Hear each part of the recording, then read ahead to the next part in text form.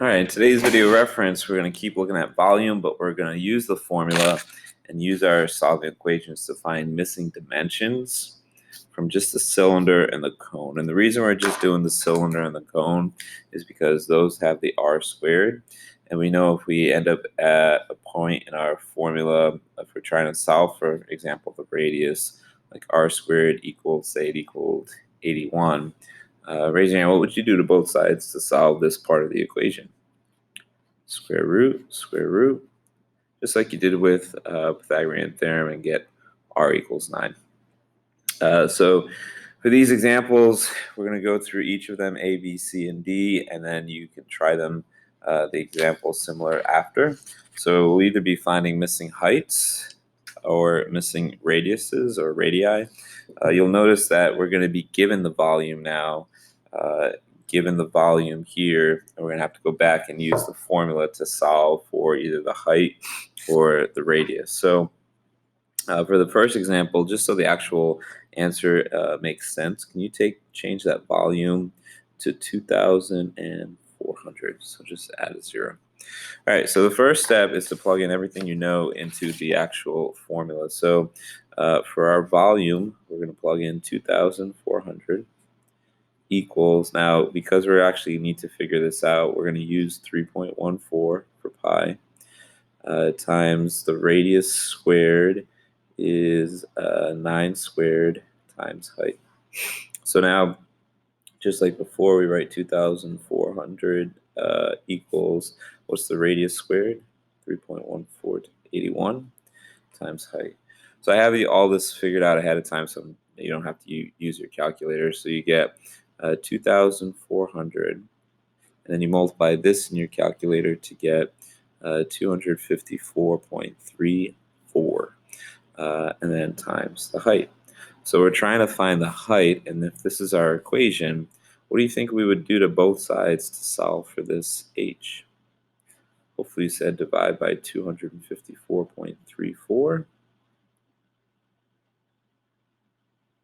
and you're left with the height equals 9.4 meters. So just like solving an equation there. All right, example B. So in this example, we're going to be finding the radius. So a little heads up, we're going to be solving for the radius squared. At the end, what do you think we'll have to do to solve? Square root both sides. So let's plug in what we know. Volume is 150. The pi is 3.14. And according to this one, the height is 8. So you'll write radius squared times 8. So what do you think I'll do in my calculator for this part of the equation here to simplify that a little bit? Yeah, multiply 3.14 and 8, and that comes out to 25.12 radius squared. Now I want to get this radius squared by itself, so if this was like Pythagorean theorem before, we would be subtracting the legs on both sides, but this is multiplication of 25.12. So what do you think we'll do? Divide by 25.12. Divide by 25.12. We're left with the radius squared equals 5.97. Okay. So now let's preview the example with what are we going to do to both sides in our calculator to solve this? Yeah, we're going to square root both sides. So we're left with radius equals, and the square root of that actually comes out to 2.4 centimeters. So the radius there is 2.4. All right, turn the page, example C. All right, so now we're looking at some examples here of cones. Same thing, we're going to be finding the height here. So we're going to be looking for that. So we're going to plug in everything else we know, the volume, the radius, and we know that's 3.14. So sorry about that.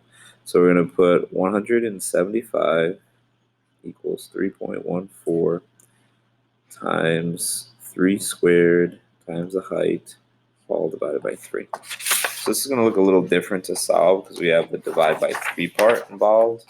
So the first thing I can do to simplify this, I'm going to actually just do this in my calculator. 3 squared is 9, and 9 times 3.14 is actually 28.26, and then height divided by 3. So now, I kind of simplified all that to that. Now I want to get rid of that divide by 3. So I'm going to multiply this side by 3, do it to both sides. So I'm left with 525 equals 28.26 H. And then just like before, what's the last step? Divide by 28.26, 28.26. And your height here would be 18.6. Great, let's do last one here. If the bell goes off in the middle of my video, just ignore that part. So plug in what we know. Again, this time we're solving for radius. So I know at the end I'm going to have to square root. So my volume is this. My height is that. So I write 425 equals 3.14.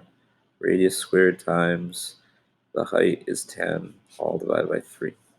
Clean this part up, I get 425 equals 31.4.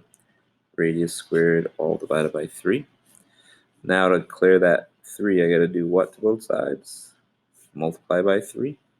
I'm left with 1,275 equals 31.4 radius squared. What's the next step? Divide by 31.4. And you're left with radius squared equals 40.6. And the very last step, just as if this was the Pythagorean theorem, is to do what? Square root, radius equals 6.4. And this is meters. So it's pretty cool how you can, when you're actually given the volume, how you can go backwards and solve for either a missing radius or missing height. Remember, if you're finding that radius at the end, you're going to have to square root.